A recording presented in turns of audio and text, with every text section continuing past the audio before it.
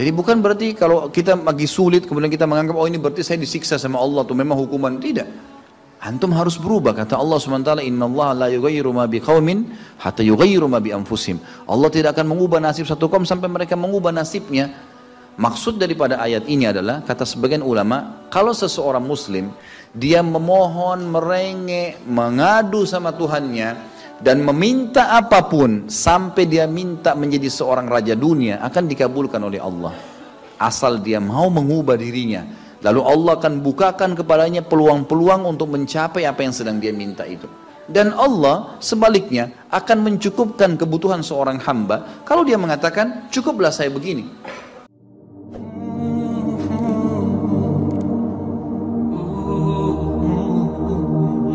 Karena kasus kekufuran saja, malas beribadah, tidak mau jadi orang baik. Hanya itu sederhananya. Lalu kenapa teman-teman? Apapun waswas syaitan yang mengatakan orang beriman itu susah, itu bohong semuanya. Demi Allah orang beriman itu bahagia, tenang. Bisa mendapatkan semua dunia. Allah janjikan. Tidak mungkin salah. Kita melihat orang-orang yang tinggal di Timur Tengah, Allah berikan kekayaan. Banyak orang di Indonesia juga, orang di Asia Tenggara yang memang beriman sama Allah banyak. Saya berjalan dengan orang-orang yang pergi umroh, pergi haji, banyak orang mampu. Banyak orang mampu dan mereka hidup bahagia, bisa. Ya. Jadi bukan berarti kalau kita lagi sulit kemudian kita menganggap oh ini berarti saya disiksa sama Allah tuh memang hukuman. Tidak. Antum harus berubah. Kata Allah SWT, innallaha la yughayyiru ma biqaumin hatta yughayyiru ma bi anfusihim. Allah tidak akan mengubah nasib satu kaum sampai mereka mengubah nasibnya. Maksud daripada ayat ini adalah, kata sebagian ulama, kalau seseorang muslim dia memohon, merengek, mengadu sama Tuhannya dan meminta apapun sampai dia minta menjadi seorang raja dunia, akan dikabulkan oleh Allah asal dia mau mengubah dirinya. Lalu Allah akan bukakan kepadanya peluang-peluang untuk mencapai apa yang sedang dia minta itu. Dan Allah sebaliknya akan mencukupkan kebutuhan seorang hamba kalau dia mengatakan cukuplah saya begini. Misal ada orang bekerja, dia dikasih sama Allah gaji, dia dapat gaji 2 juta, dimudahkan dia diterima kerja seterusnya. Lalu dia mengatakan cukuplah seperti ini. Keluarga saya biayai 1,5 juta, sudah cukup, alhamdulillah, udah, nggak masalah. Allah cukupkan dia dengan itu. Tapi kalau ada orang tamak dengan rahmat Allah, enggak, saya mau begini, saya mau begitu, saya mau berusaha, lalu merengek minta kepada Allah, Allah akan kasih. Tapi prosesnya ada, karena kita di dunia ada proses. Makanya Umar bin Abdul Aziz rahimahullah mengatakan, sungguh saya ini memiliki pribadi yang tumuh. Tumuh itu orang yang selalu antusias mendapatkan yang terbaik. Beliau waktu jadi masyarakat biasa, beliau minta kepada Allah agar menjadi gubernur Madinah. Dan beliau mengatakan terus saya menggencot doa itu setiap malam sampai Allah kabulkan saya jadi gubernur Madinah. Gitu kan. Kemudian setelah itu saya memiliki antusias yang lebih besar untuk menjadi khalifah. Dan terus saya berdoa sampai Allah nobatkan jadi khalifah. Padahal Umar bin Abdul Aziz tidak bisa jadi khalifah pada saat itu kalau sesuai dengan jalur keturunan. Semestinya ada orang lain, dia memang keturunan Bani Umayyah, tapi bukan dia semestinya pada saat itu menggantikan khalifah.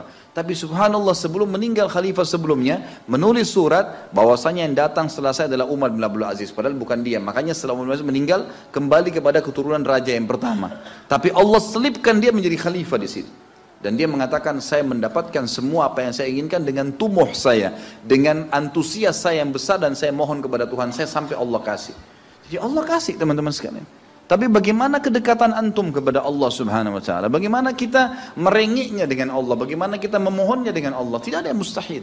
Coba terus minta sampai Allah kasih. Karena setiap seseorang hamba mengucapkan Rabbana atau Allahumma, atau kita mengatakan dalam maksudnya ya Allah, wahai Tuhanku. Begitu kita mulai memohon, itu sudah ada garis startnya ucapan kita. Ada garis finishnya. Tinggal antum sabar sampai garis finish enggak? Banyak orang berdoa baru pertengahan sudah berhenti dengan alasan Allah belum kasih. Allah mau lihat ini orang benar nggak, serius nggak. Sama rasionalnya gini, kalau kita kuliah, begitu kita sudah daftar kuliah, sudah ada kan prediksi kita 4 tahun tamat S1 kan? Oh iya semester 1, semester 2, semester 3, sampai semester 8 misalnya. Ini yang saya tahu pada saat kami S1 di Madinah begitu ya. 1 tahun 2 semester, 1, 2. Tahun kedua 2, 3 dan 4 sampai semester 8 selesai S1. Baik, kita begitu daftar pertama sudah tahu saya akan kuliah 4 tahun nih.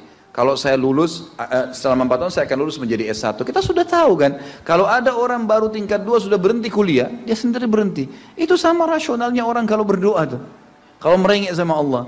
Sabar sampai titik klimaksnya, kita akan dapat ijazahnya, kita akan dapat apa yang kita inginkan. Gitu kan? Tapi kalau orang terburu-buru, tergesa-gesa, dia tidak dapat. Jadi selalu tamak terhadap rahmat Allah. Dan itu bagian daripada ibadah. Allah SWT menyuruh kita tamak dengan rahmatnya. Ya. Kita disuruh berdoa dengan khaufan wa tama'a. Khauf, takut dengan azabnya Allah, jangan masuk neraka, dan tamak terhadap rahmat Allah. Minta terus agar Allah Subhanahu wa taala memberikan kepada kita rahmat yang luas, ditambah, diberikan karunia. Antusias teman-teman sekalian. Orang mukmin itu selalu optimis. Tidak ada kata-kata pesimis, tidak ada kata-kata putus asa, enggak ada kata-kata dendam. Berlalu, qaddarallah ma syaa fa'al. Allah sudah takdirkan dan sudah terjadi. Kata Nabi SAW, kalau terjadi sesuatu pada kalian, katakan Allah sudah takdirkan, sudah terjadi. Buka lembaran baru, jalan sekarang, gitu kan?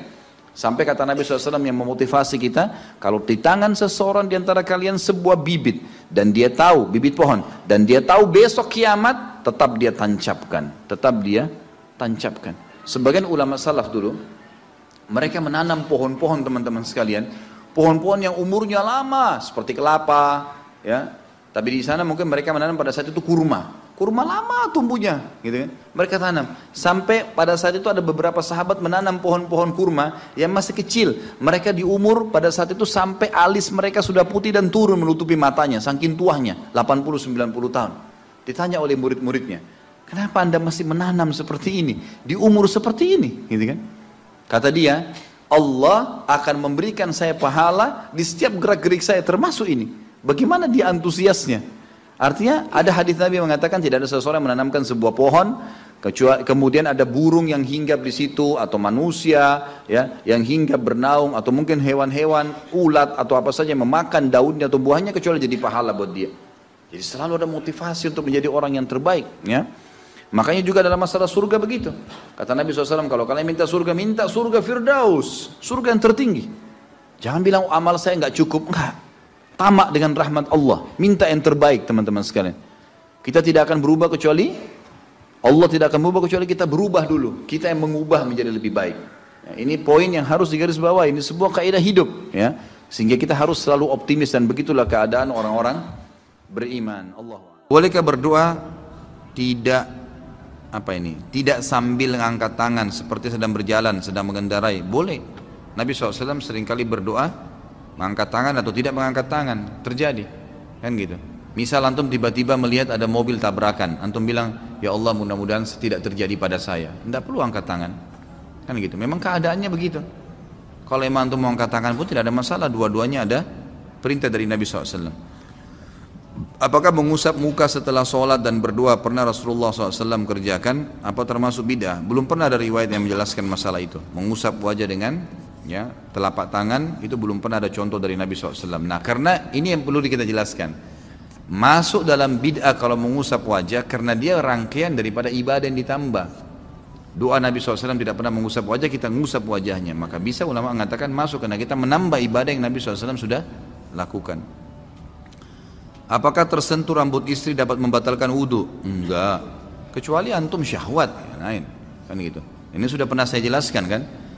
Jumhur ulama mengatakan bersentuhan dengan kulit yang bukan mahram, ya, kalau tidak diikuti dengan syahwat, gitu kan, dan tidak sengaja. Kalau yang bukan mahram, ya, istri di sini sengaja pun tidak apa-apa, asal tidak syahwat. Kalau yang bukan mahram, jumhur ulama mengatakan kalau tidak sengaja dan tidak syahwat tidak batal, nggak batal. Tapi kalau sengaja memegang, ya, gitu, maka itu masuk dalam, ya, berhati-hati maka batal. Kalau syahwat jelas batal. Dengan istri menyentuh sengaja atau tidak sengaja nggak batal kecuali dengan syahwat. Makanya Imam Ahmad rahimahullah menekankan hadis Bukhari, ya, yang berbunyi Aisyah berkata Rasulullah SAW pernah menciumku, lalu kemudian keluar mengimami sholat tanpa wudhu lagi. Ya, kata sebagian ulama hadis, ini kebiasaan Nabi SAW mencium kasih sayang, mencium keningnya istri, atau istri salaman dengan suaminya kemudian pergi sholat, maka tidak batal karena tidak ada syahwat. Kecuali syahwat, antum lebih tahu, gitu kan. Kalau Imam Syafi'i lebih hati-hati. Imam Syafi'i mengatakan pokoknya tersentuh batal, syahwat atau tidak syahwat, gitu kan. Jadi kurang lebih begitu gambar. Apa hukumnya jika ada perusahaan yang memberlakukan potongan gaji terhadap karyawan yang telat dengan alasan gaji yang dipotong tersebut akan diinfakkan. Hak perusahaan itu. Sebagaimana antum juga sebagai pegawai ya tidak berhak untuk mengambil gaji yang antum terlambat. Ini sering saya tekankan ya. Hati-hati ikhwas sekalian. Kalau antum akadnya sama perusahaan masuk jam 7.30 gitu kan. Keluar jam 5 sore, antum datang pagi hari jam 7:31 menit. 1 menitnya itu harus antum minta ridhonya. Kalau enggak halal tuh. Jangan diambil. Karena akadnya kan begitu. Lo terus macet Ustaz, ya datang sebelumnya. Kan gitu. Kalau kita biasa keluar jam 6 macet, ya sekarang 5:30. Memang sudah itu konsekuensinya. Kalau enggak kan jadi haram. Perusahaan punya hak mengambil, dipotong, dihitung 1 bulan dia berapa jam kerja, berapa menit, dibagi kemudian dipotong. Masalah perusahaan ambil untuk dia itu haknya dia, atau dia infakkan itu juga adalah hak dia. Karena memang dasarnya itu sudah bukan hak kita. Kita bukan datang sesuai dengan akad. Apa kata Nabi SAW? Al-mu'minuna ala syurutihim. Orang mukmin sesuai dengan syarat yang disepakati.